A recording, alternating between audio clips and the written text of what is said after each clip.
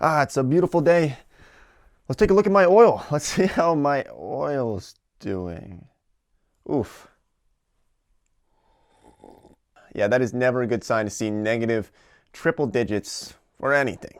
But what we need to do here is we need to kind of bring up a couple of things that a lot of people are overlooking with oil. I see a lot of headlines, news articles. You look at most media outlets and their big titles, oil crashes, end of the world. There's a lot of misinformation out here, and people are starting to get the wrong idea of what's actually happening with the price of oil. For some reason, people believe that because of all these news articles that we're seeing, they're starting to think that they can go to the gas station tomorrow and someone's going to pay them $50 to fill up their gas tank. That's not what's going to happen, so please don't get the wrong idea. Our goal here is to hopefully clear up some of this confusion or misinformation out there. If you're new here to this channel, though, make sure you subscribe. We're trying to build this one up a little bit. I'd really appreciate it. There's a lot more informal, but we want to talk about more technical things and things that are going on in the news at the moment. So yes, let's look at the price of oil. You can see it's down right now at the moment, negative $35 per barrel. But this is for May contracts. See, the way that we're working with oil is that if you are holding these May contracts for the oil output in May, you are obligated to actually take this oil. And the reason why we saw it go negative today, it went from well over $10 a barrel, crashed down into the negatives, and now producers are paying to get rid of oil, right? They're paying to get rid of their oil, and there's a reason for it. We'll talk about that in just a second. But if we look at supply and demand, basic economics, right? There is far less demand at the moment. In fact, if you look at the statistics, roughly about 30% decrease in demand from the numbers that I've seen, although a lot of this is up for debate on how much oil people are using versus what they were using last year. It's certainly a lot less. The problem here is that a lot of producers are still pumping out a lot of oil, even though we've had talks with different nations and a lot of countries have agreed to cut back their oil production quite a bit. It's still not enough. And if we look at basic supply and demand, we have far more supply than we do demand. The problem here is that we are starting to fill up our oil reserves. We are starting to fill up places where we can store this oil. And so the price of oil, as natural with supply and demand, is crashing down, and it's now at the point where you can get paid for May to take oil. So if we look at one of the largest storage hubs in America, somewhere in Cushing, Oklahoma, if we look 4 weeks ago at the total capacity, it was about 50% full. Today, it's about 70% full. And so most people agree that yes, all of these oil places to put our oil, it's going to fill up in the next couple of months because there is so much less demand. And the big question here is, how long is this going to last? Now, if we look at some different oil contracts, look at the other months, we can see it's a lot more normal, although we're still going to have a lot more problems. So let's take a look at June here, and we can look at the oil prices for June. And you can see that right now, I don't know what the hell it's going to be when you're watching this because it's changing so rapidly, but June contracts are about $21 a barrel, which is somewhat more sustainable, although some companies are still going to be going under at that price, most definitely. And then we can drag this out and look at some other months. July, $26, August, $29, and it goes back up to a more normal price, but still well below that $40 or $50 price range that some people were hoping for the next year or two.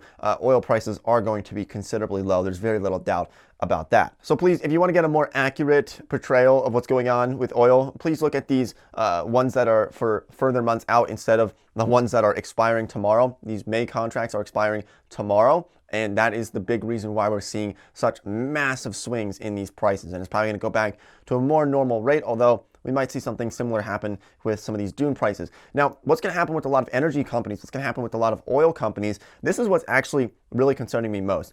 There's a lot of industries, there's a lot of cities and states that rely heavily on oil production and the oil markets to fund their entire state, to fund their entire economy. And I think this is really what's going to hurt us most. Now, yes, people around the country who don't rely on producing oil for a living, they might benefit because they're going to have lower gas prices and it might be easier to travel around and they're going to have more money in their bank account. But for people who, say, live in Houston, Texas, or in Wyoming, or somewhere in North Dakota, where their entire economy could be really based off of oil and the price of oil, they're going to be hurt quite a bit. Now, the only good thing about this, there's really nothing good about this, but the only good thing about it is that this is something that at least people have seen coming for at least the past month or two. It's not something overnight that suddenly they realized that the entire oil market's coming down. People saw this coming for the most part, and so hopefully they had a little bit of time to prepare for it. But yes, there's going to be a lot of economies that are hurt quite a bit, especially places like Houston, certain towns in Texas, places all throughout the Midwest and other areas that are producing a massive amount of oil and then suddenly have to scale that back drastically. Jobs are going to be lost. Unemployment rates are going to be up, at least for the short term, until oil prices stabilize and we see some type of increase in those oil prices. That's just what's going to happen from my personal prediction on that. So I have never seen a spread like this from 1 month to the next, from May to June. Looking at the spread in price for a barrel of oil is absolutely insane. Looking at negative $35 versus $20, a $50 difference in a span of a month. That is absolutely insane to see numbers like that. And to be honest, I wouldn't be surprised to see the same thing happen with June production, with the contracts for June. We'll see how that plays out next month, of course. But it's going to be very interesting. Now, one thing that people have been asking, they're saying, well, why are oil producers, why are they still pumping out oil? Why don't they just stop? Why don't they just cease productions? And then we won't have this problem of paying people to get rid of our oil. It's supply and demand, right? So they say, well, why don't we just dial our supply back significantly more so than what we've been doing so that we get to the point where oil prices can stabilize?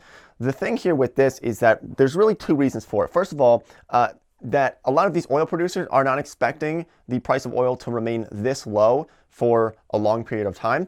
And because of this, look, the problem here is that you can't just close up shop for an oil company and just stop all of your wells and just stop everything, right? You can't just stop production totally easily, right? And once you do this, it's not as simple as just flipping a switch and suddenly you're pumping out oil again. It's not as simple as that. So a lot of oil companies right now at the moment, they've chosen, okay, if we have to pay to get rid of this for now, we're going to deal with this in the short run because we're banking on in the long run, we're going to be able to survive this because we're going to come back into positive oil prices at some point. That's essentially what a lot of these energy companies are banking on. But I think what we're going to see is, yes, there are going to be plenty of energy companies, oil companies that they're going to go belly up. They're going to be bankrupt. There's very little doubt about that, especially the ones who are highly leveraged going into this. Because look, when we're at almost $100 a barrel back in the day, it was a lot easier to make a hell of a lot of money with oil. But now if it's below $20 throughout 2020, there's going to be a lot of companies that are not going to be able to withstand this. There's going to be a few that are going to be able to survive, the ones that are extremely well capitalized, the large ones. That is how we see it at the moment. If you found any value in this video, make sure you subscribe. I know this is a new channel, short, little faster videos, but ones to get the news to you guys. So thanks for watching. I'll see everybody in next week's video.